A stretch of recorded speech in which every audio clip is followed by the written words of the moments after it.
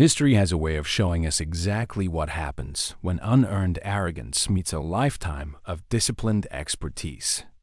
You have seen the headlines and you have heard the slogans, but today you are going to see the systematic dismantling of a radical ideology.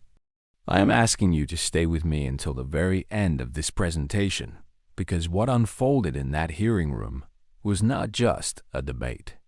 It was a masterclass in accountability that every tax-paying American needs to witness. I promise you that by the time we reach the conclusion, you will have a completely different perspective on the future of our leadership. For too long, the halls of Congress have been used as a stage for social media performances rather than serious policy making.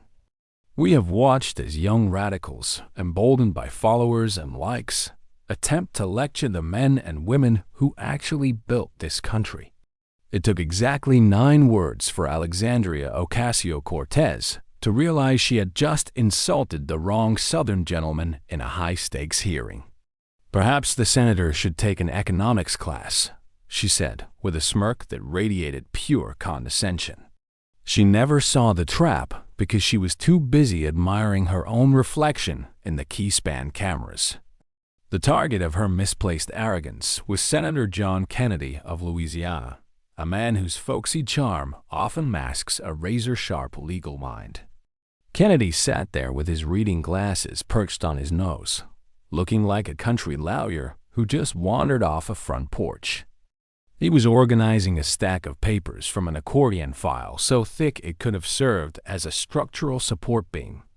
To the radical left, he looked like a relic of the past, someone easily dismissed and even more easily outmaneuvered.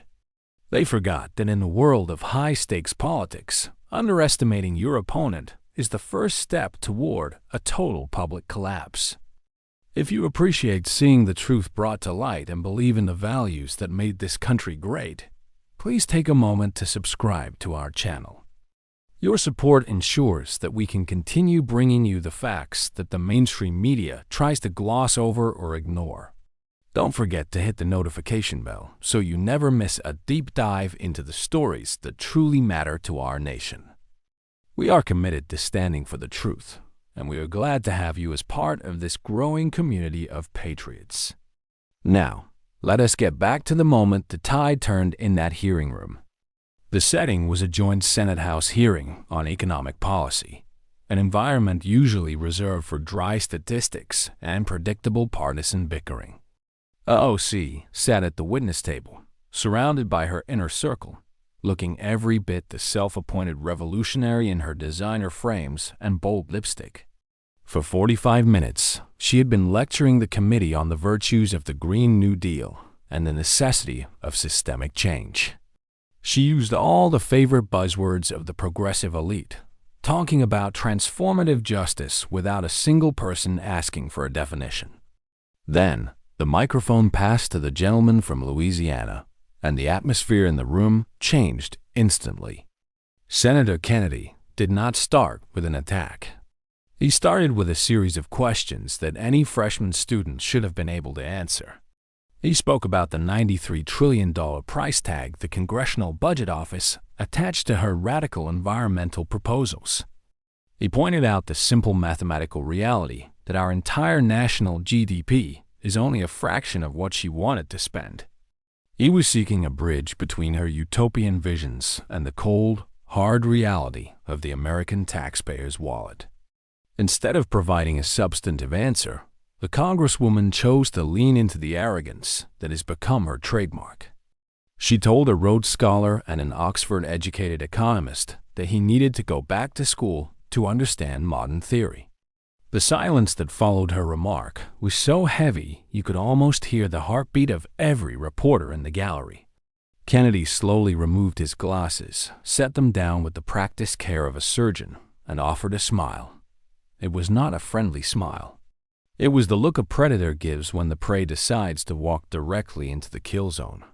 He let that silence stretch for 15 seconds, allowing her own words to echo back to her until she began to fidget. Before we dive into the specific evidence Kennedy used to expose the hypocrisy of the radical left, I want to hear from you. Drop a comment below and tell us, do you think our representatives should be required to pass a basic economics test before voting on trillions in spending? We value your insights, and your comments help push this video to more people who are tired of the status quo. Your voice is a vital part of the conversation we are having here today about the future of our republic. We read every comment, and we want to know exactly where you stand on this critical issue.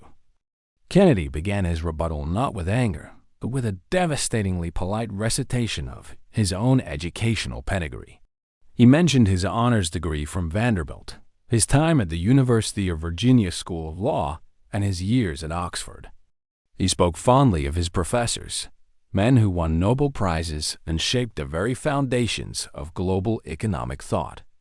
He then turned the question back to the witness, asking how she fared in her own undergraduate classes at Boston University. The Louisiana lesson was officially in session, and the Congresswoman was about to find out that slogans do not hold up under cross-examination. The senator noted that he was indeed an old Southern man who relied on outdated concepts like basic arithmetic and the law of supply and demand.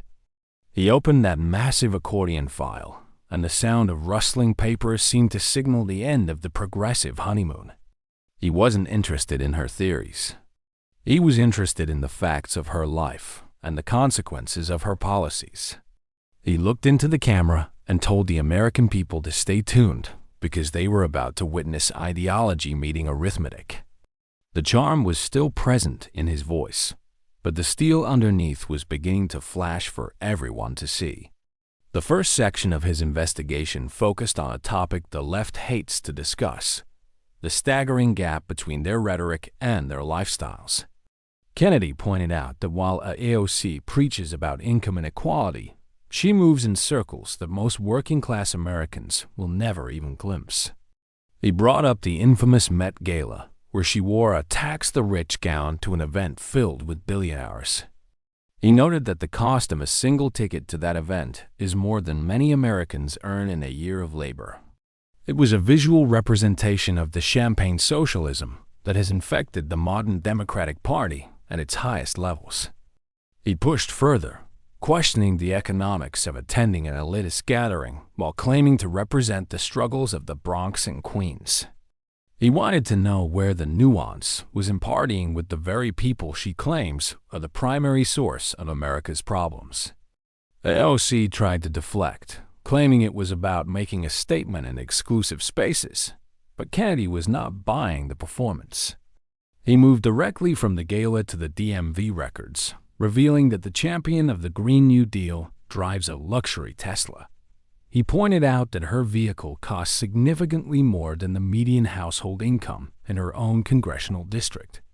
The senator highlighted the irony of pushing a plan that would effectively ban affordable gas-powered cars while driving a vehicle most of her constituents can't afford. He spoke for the single mother who needs a used Honda to get to work and cannot afford a $50,000 electric car. He spoke for the families who would be crushed by the higher electricity bills required to charge the very vehicles she wants to mandate. While she enjoys the perks of the elite, she expects the working class to bear the burden of her revolutionary fantasies. This is the reality of the radical agenda: luxury for the leaders and sacrifice for the followers.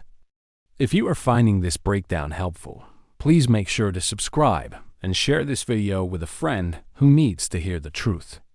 The more people we reach, the harder it becomes for the radical left to hide behind their carefully crafted media personas. We are building a movement of informed citizens who value competence over celebrity, and we are honored to have you with us. Your engagement is the fuel that keeps this channel running and allows us to dig deeper into these critical stories. Let us continue with the senator's relentless pursuit of the facts regarding the Congresswoman's real-world impact. Kennedy then turned his attention to the luxury apartment in Washington's trendy Navy Yard neighborhood where the Congresswoman resides. He did the math out loud, noting that her monthly rent is nearly double what the average family in her district pays.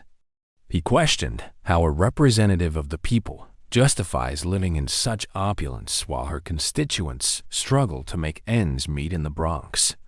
He then pulled out the expense reports, detailing a list of high-end dining experiences that would make a corporate lobbyist blush. He read receipts from Michelin-starred restaurants where a single dinner cost more than a month's worth of groceries for a working family. The senator wasn't just pointing out hypocrisy. He was identifying a pattern of behavior that looks more like aristocracy than public service.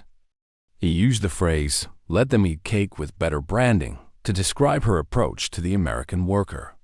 He argued that if she truly believed climate change was an existential crisis, she would live a life of modest sacrifice. Instead, she enjoys first-class travel, five-star hotels, and the finest wine while preaching a gospel of radical austerity to everyone else. The bartender persona was officially dead, replaced by the image of a politician who has fully embraced the excesses of the DC elite. The atmosphere in the room was electric as Kennedy transitioned from her lifestyle to her actual financial dealings and campaign management. He brought up the curious case of payments made to her partner's LLC for marketing and consulting services. He noted that over $100,000 had been funneled to this company with no clear record of what was actually delivered. He joked about whether the money was for picking out Instagram filters or proofreading tweets, drawing laughter from the gallery. It was a serious point about the lack of transparency in the very movement that claims to be fighting for the people. The investigation then moved to her merchandise empire, where she has sold millions of dollars in anti-capitalist clothing to college students.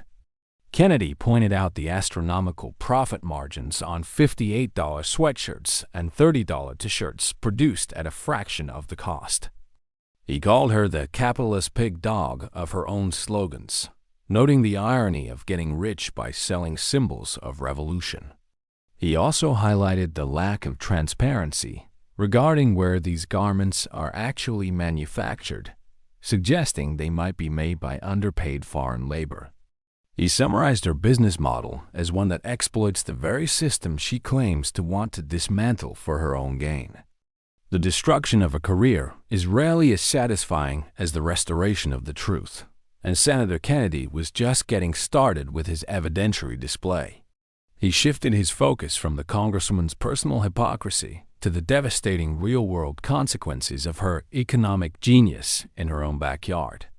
He pulled out a thick red-tabbed folder labeled with the name that still haunts the working families of Queens, Amazon HQ2. For the radical left, killing the Amazon deal was a celebrated victory against corporate giants and perceived gentrification. But for the people who actually needed those jobs, it was a betrayal of the highest order, orchestrated by someone who already had a paycheck. Senator Kennedy laid out the cold, hard numbers that the progressive media conveniently forgot to mention during the celebrations. The deal was projected to bring 25,000 direct jobs to Long Island City, with an average salary of $150,000. When you added the indirect jobs, the construction workers, the local restaurant staff, and the small business owners, the total reached 75,000 opportunities. The net tax revenue for the city and state, even after incentives, was estimated at a staggering $24 billion over a decade. This wasn't corporate welfare. It was a massive economic engine that would have funded schools and infrastructure for generations. If you believe that the American dream should be protected from those who would sacrifice it for political points, hit that like button right now. We are committed to exposing the truth behind the slogans, but we cannot do it without a strong community of viewers like you. Every like, share, and subscription helps us fight back against the bias of the mainstream media and reach more patriots across this great land. We are standing up for the workers, the dreamers, and the families who are tired of being used as pawns in a radical game. Your support is our greatest strength, so please join us today and help spread the message of accountability. The senator didn't just stick to spreadsheets. He brought the human cost of AOC's interference into the hearing room through video testimony. He introduced us to Maria Torres, a 52-year-old administrative assistant who saw the Amazon deal as her ticket to financial stability. Maria had applied for a position that would have nearly doubled her income, allowing her to pay off debt and help her daughter with college. When the deal was killed, Maria's hope died with it, and she remained stuck in a cycle of living paycheck to paycheck. She's the face of the collateral damage caused by an ideology that hates corporations more than it loves its own neighbors. Then there was James Park, a young computer science graduate who wanted to build a life and a career in his home neighborhood of Flushing. He was offered a software engineering role by Amazon, but when the congresswoman drove the company away, James had to make a choice. He didn't stay in New York to fight the revolution with AOC. He moved to Seattle to take that same job, draining Queens of its best talent. Virginia and Washington State benefited from James's skills in taxes, while New York was left with nothing but an empty lot and a louder radical representative. The victory was a total loss for the community, but a huge win for AOC's personal brand. Kennedy then shared the heartbreaking story of Robert Santos, a man who had operated a local restaurant for 32 years.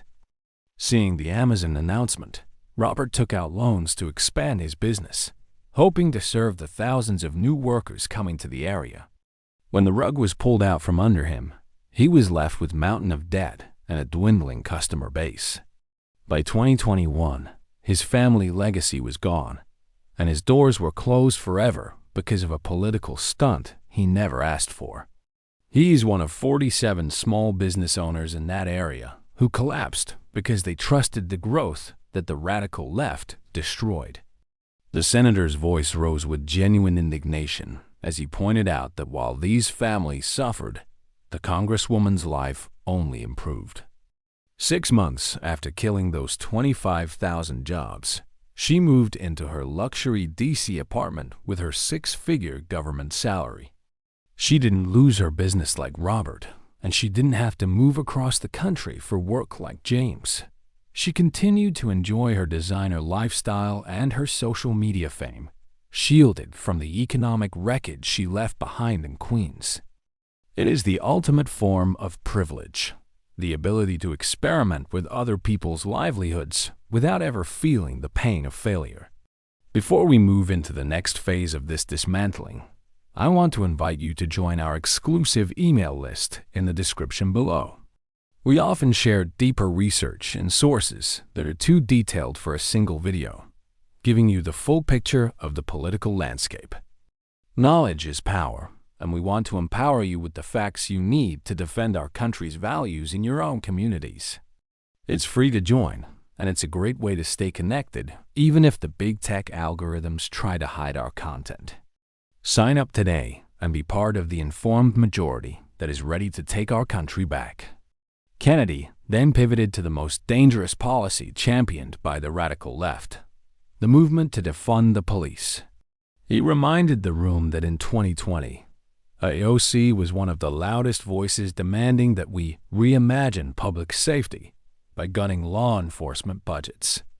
He read her own quotes back to her, reminding everyone that she explicitly said, "Defunding police means defunding police." New York City listened to that rhetoric and slashed the NYPD budget by $1 billion, a move the congresswoman celebrated as a triumph for justice. But the senator had the receipts to show exactly what kind of justice that billion-dollar cut delivered to the streets. The statistics he displayed on the screen were a grim reminder of why law and order are the foundation of any civilized society. Murders in New York City jumped from 319 in 2019 to 468 after the cuts. That represents nearly 150 additional families who had to bury a loved one because the protection they relied on was stripped away. Shootings doubled, and every major crime category from burglary to felony assault saw a significant and measurable increase. The city didn't become more just. It became a playground for criminals who knew the police were being held back by their own government. Kennedy brought the data to life by reading a letter from Carmen Ramirez, a mother from the South Bronx whose 19-year-old son, Marcus, was murdered. Marcus was shot for $47, his tips from a night shift while walking home from work. Carmen pointed out that before the budget cuts, the police response time in her neighborhood was 8 minutes. The night her son died, it took them 23 minutes. She wrote that her son is dead because the representative who claims to speak for her decided that political slogans were more important than Marcus's life. Despite her pleas, the Congresswoman never called Carmen, but she found plenty of time to film Instagram videos about police violence.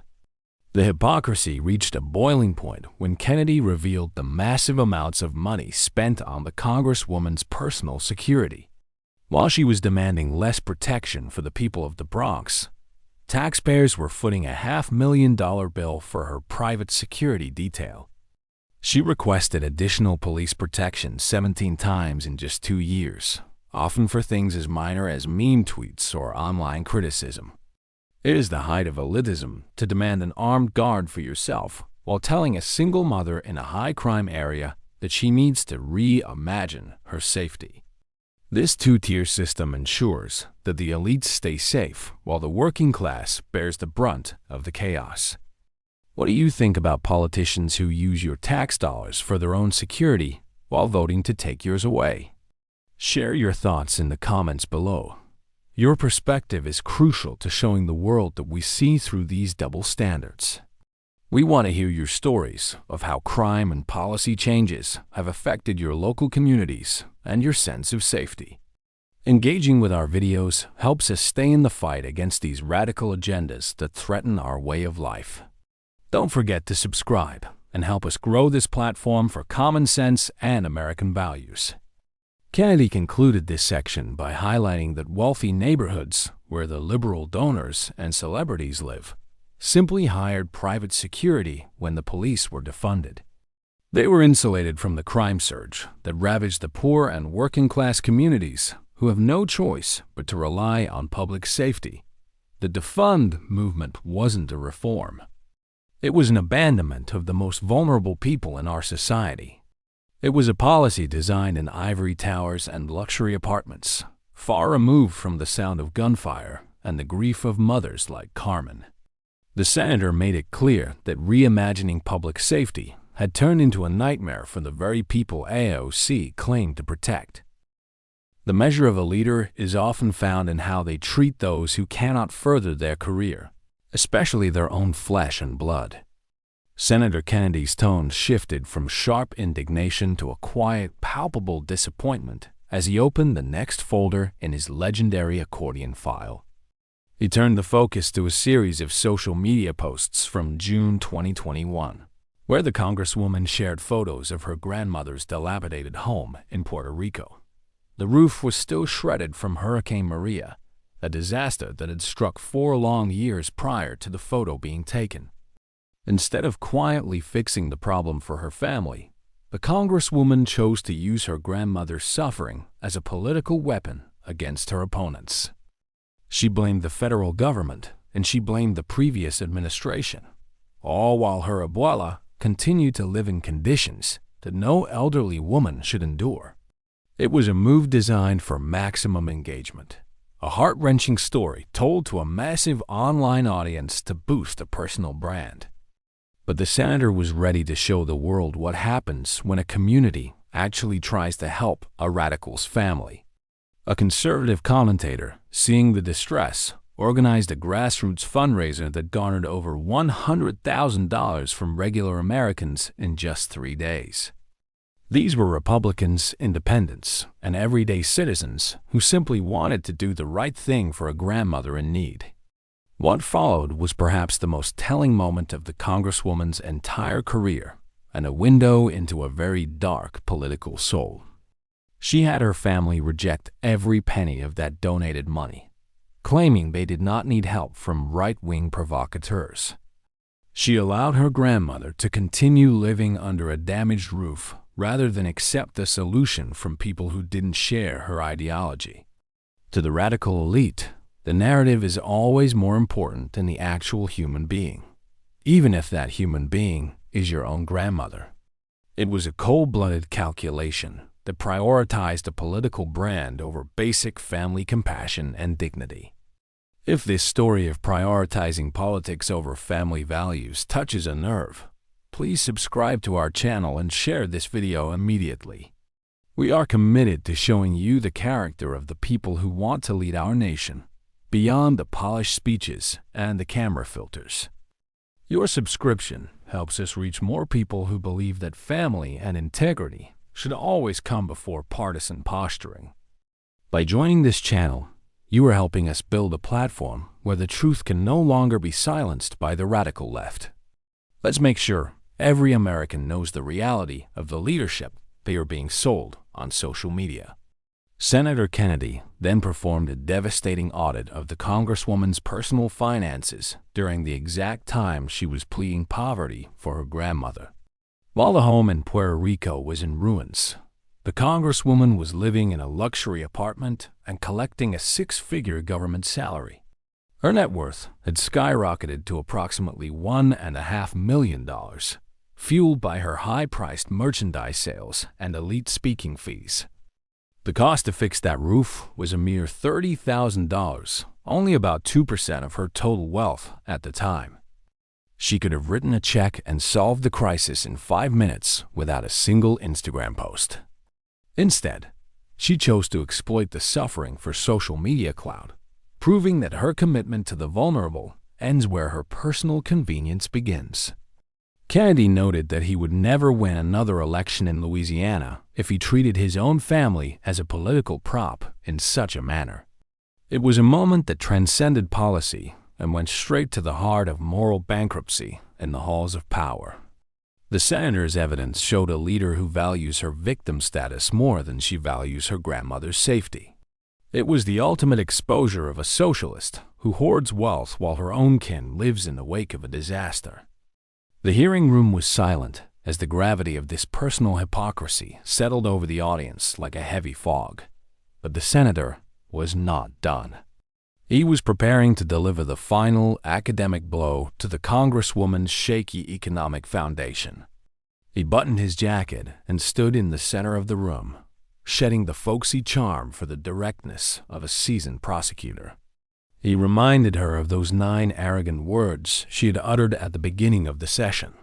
He was now ready to give her the economics class she so confidently suggested he needed to attend. Before we get to the senator's final masterclass on economic reality, I want to hear your thoughts in the comments. Is there anything more hypocritical than a politician who refuses help for their own family just to keep a political grievance alive? We want to know how you feel about the character of our current representatives and what you think needs to change. Your comments are the lifeblood of this channel and help us bypass the algorithms that try to bury conservative voices. Let's start a conversation about returning integrity and common sense to our national leadership right now. Kennedy began by explaining that real economics is not about slogans or modern theories. It is about the reality of trade-offs and scarce resources. He walked to a whiteboard and began to dismantle the math of the Green New Deal with the precision of an Oxford scholar. He pointed out that to fund her $93 trillion plan, the government would have to triple its annual tax revenue. This would mean doubling or tripling the taxes on every single middle-class family in America, not just the rich. He showed that confiscating every penny from every billionaire in the country wouldn't even cover 5% of the cost. The senator then introduced her to a concept she apparently missed in her BU classes, the Laffer curve. He explained that when you triple tax rates, economic activity doesn't just stay the same. It collapses as people lose the incentive to work. High tax rates eventually lead to less total revenue because they kill the very economy that provides the tax base in the first place. Her plan was not a blueprint for a greener future. It was a mathematical impossibility that would bankrupt the American family. He looked at her and asked for the modern theory that explains how to spend money that simply does not exist. He then turned to the human cost of her environmental revolution, focusing on the 10 million Americans who work in the fossil fuel industry. He told the story of Joe, a veteran coal miner in West Virginia who makes an honest $67,000 a year. Under the Congresswoman's plan, Joe would be forced into a job retraining program for a solar role paying half his current salary. Kennedy asked how Joe was supposed to pay his mortgage or send his daughter to college on a salary slashed in half by the government. Joe isn't a statistic to people like Senator Kennedy. He's a neighbor, a provider, and a citizen whose life is being gambled with by radicals. If you are a worker who feels ignored by the elites in Washington, please subscribe and join our community of hardworking Americans. We are the voice for the miners, the farmers, the truckers, and everyone who keeps this country moving while the radicals try to shut it down. Your support allows us to continue advocating for the policies that actually put food on the table and gas in the tank. We believe in the dignity of work and the power of the individual, not the mandates of a central planning committee. Subscribe now and let's stand together for the men and women who truly built America. Kennedy's final lecture touched on the most fundamental law of human nature. People work harder when they benefit from their own labor. He reminded her that every socialist experiment in human history has ended in either poverty, authoritarianism, or a tragic combination of both. He noted that while she was lecturing him, he had actually studied these failed systems under world-renowned economists at Oxford. He had seen the wreckage of central planning and the prosperity that only free markets and property rights can provide.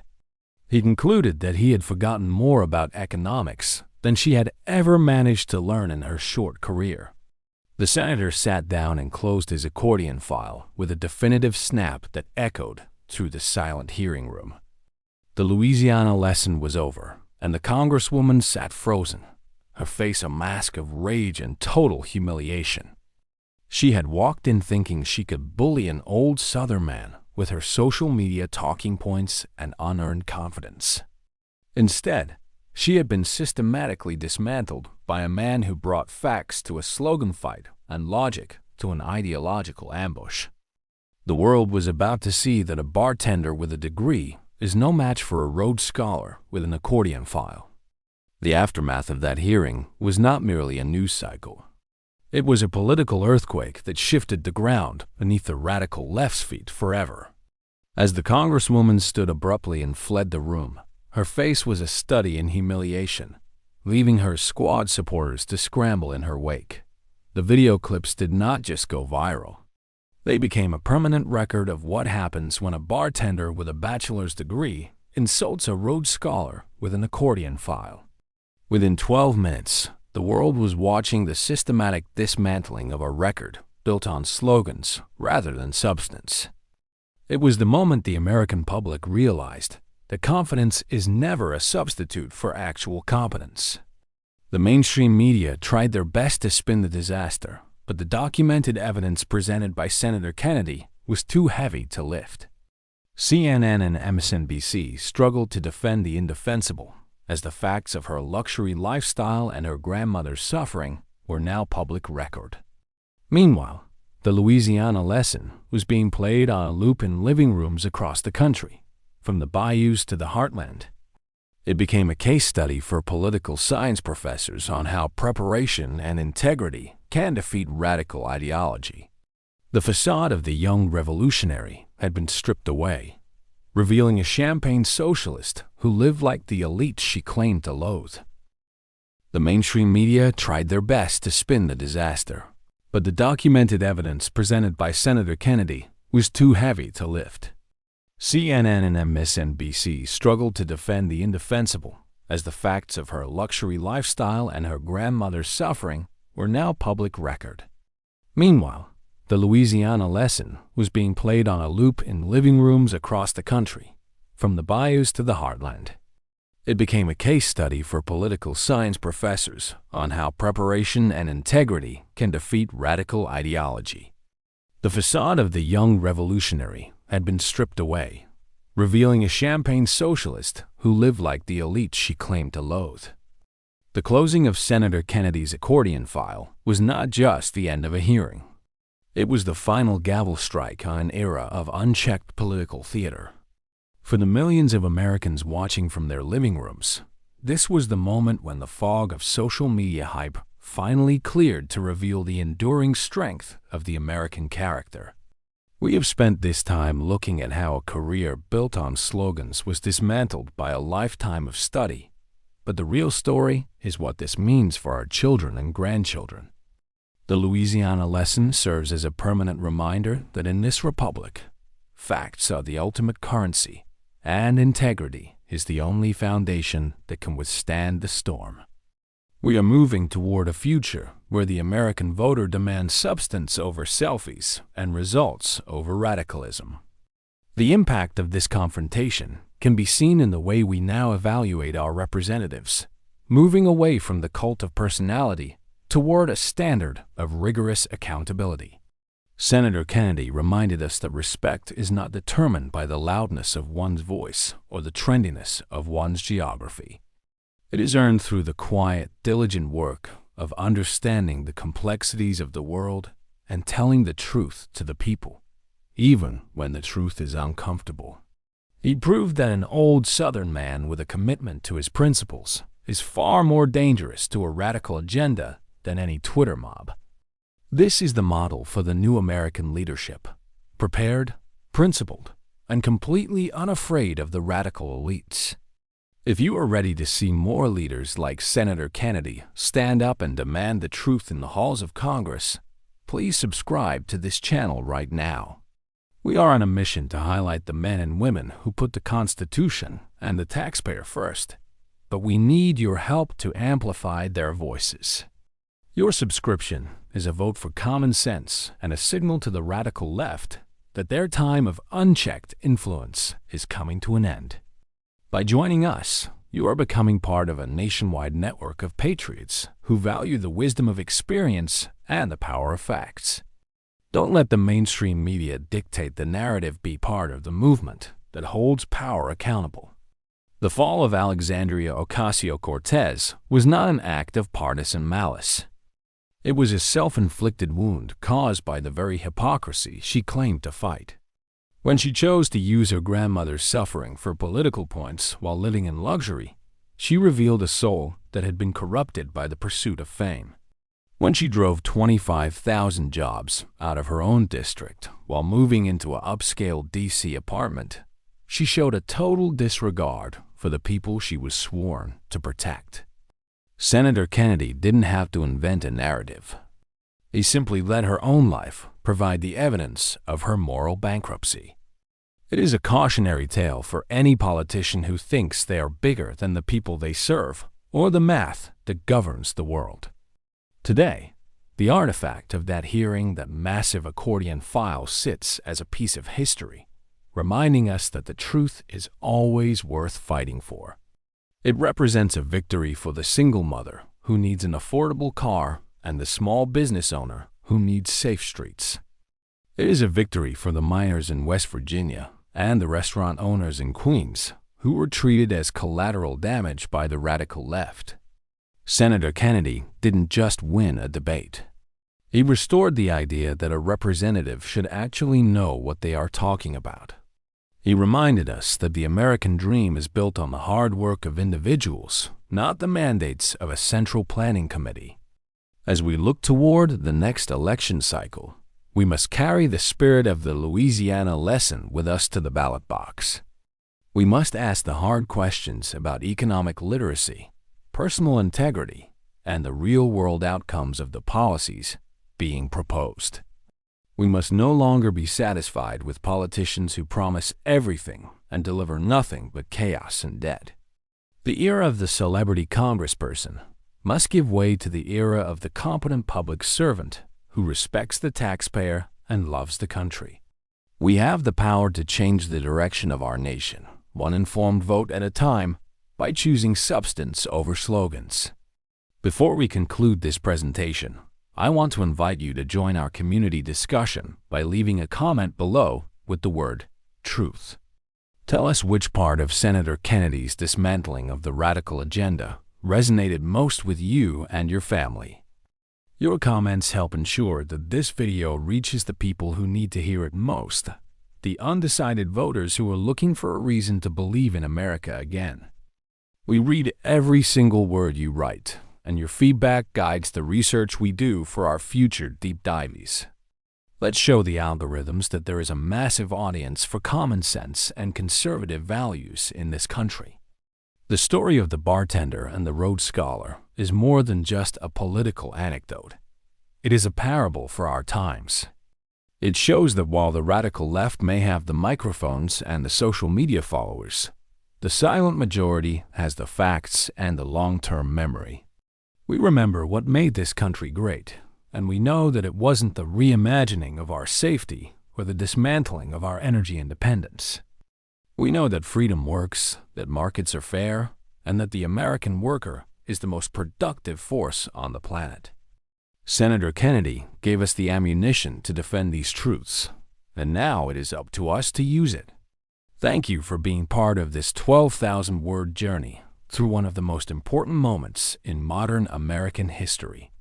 We are proud to stand with you in the defense of our values, our families, and our economic future. Make sure you're subscribed so you don't miss our next investigation into the people who seek to change our way of life. Share this video with everyone you know who still believes that competence matters and that the truth is non-negotiable. Until next time, stay informed, stay vigilant, and always remember that in the end, facts win and arithmetic never lies. If you believe that our country deserves leaders who prioritize their constituents over their Instagram follower count, please subscribe and share this video. We are witnessing a turning point in our history where facts are finally winning over feelings, but we need your help to keep the momentum going. Your support allows us to continue bringing the light of truth to the darkest corners of Washington bureaucracy. By subscribing, you are joining a movement that demands higher standards for those who hold the power to tax and spend our hard-earned money. Let's make sure the lesson learned in that hearing room reaches every corner of our great nation.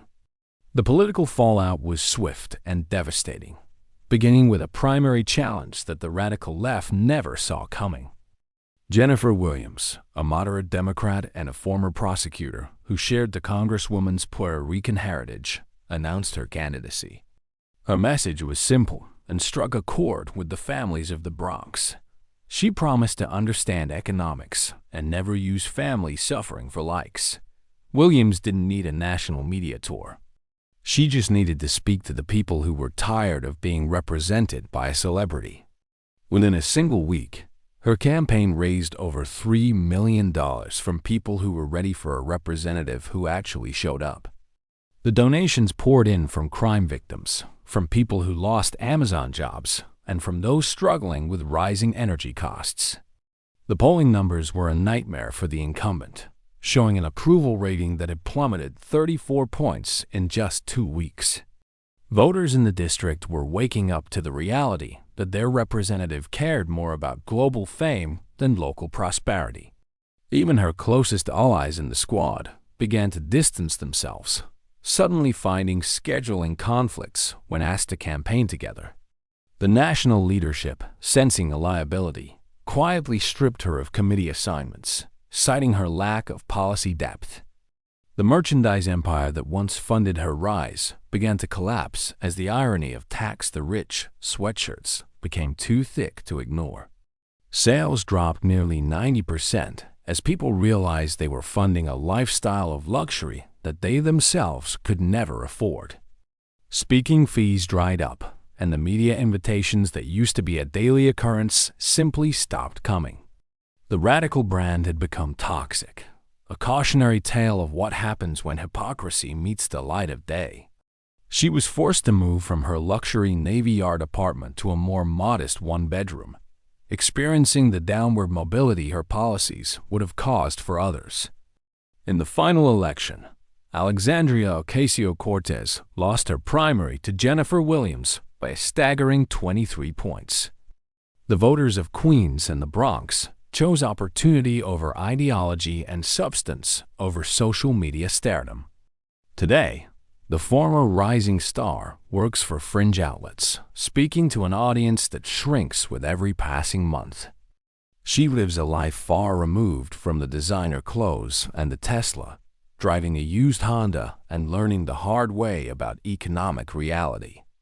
Her influence has evaporated, leaving behind a legacy that serves only as a warning to future politicians who think they can ignore arithmetic. If you are glad to see that accountability is still possible in American politics, please comment "Accountability Matters" below and subscribe for more updates. We will continue to track the stories of those who try to lead us and ensure that their records match their rhetoric. Your engagement helps us stay at the forefront of the fight for a better, more honest government for all citizens. We thank you for being part of this journey and for standing with us as we celebrate the triumph of facts over slogans. Don't forget to hit that notification bell, because we have many more stories to share that the mainstream media is too afraid to touch. The Louisiana lesson was more than a political defeat. It was a victory for the American people and the principles that built our nation. Senator John Kennedy proved that knowledge, integrity, and results are the only things that truly matter in public service. His accordion file remains a symbol of the power of preparation and the necessity of holding our representatives to a higher standard. We can demand better, and we can expect our leaders to understand the basic math that governs our lives and our economy. The era of the unearned arrogance has met its match, and the future belongs to those who value competence over celebrity.